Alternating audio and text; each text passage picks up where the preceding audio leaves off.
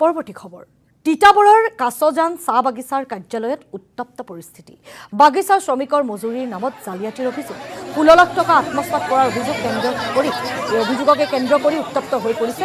বাগিচাখনৰ পৰিৱেশ পৰিস্থিতি সমগ্ৰ ঘটনা পোহৰলৈ অহাৰ পিছত খঙত ফাটি পৰি শ্ৰমিকসকল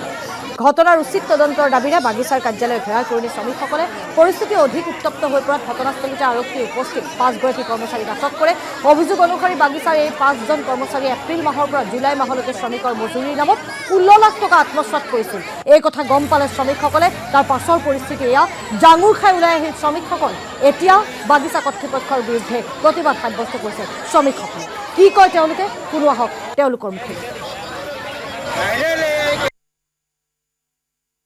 আজি তিতাবৰ সমষ্টিৰ অন্তৰ্গত কাছজান চাহ বাগিচাত আজি আমাৰ চাহ শ্ৰমিকসকলে 12 দিন কাম কৰি আজি যেটো আমাৰ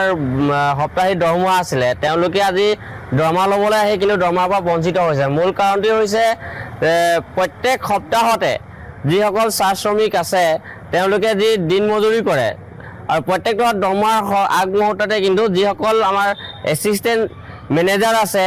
বাবু আছে তেওঁলোকে কিন্তু দৰমহাৰ উপৰিও অনিয়মভাৱে তেওঁলোকে হাজিৰা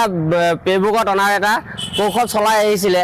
শ্ৰমিক টেম্পৰাৰী যিবিলাক শ্ৰমিক বাহিৰৰ পৰা আহি ইয়াত কাম কৰে প্ৰায় 200 মান শ্ৰমিকে ইয়াত বাহিৰা জেগাৰ পৰা বগদিয়া চৰাইপানীয়াৰ পৰা আহি ইয়াত কাম কৰে সেই শ্ৰমিকসকলৰ যিটো 12 দিনীয়া যিটো দৰমহা হয় এই 12 দিনীয়া দৰমহাৰ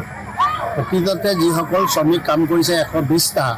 কিন্তু ইয়াৰ ষ্টাফটোৱে 120টাৰ ঠাইত 160টা 170টা প্ৰতিটো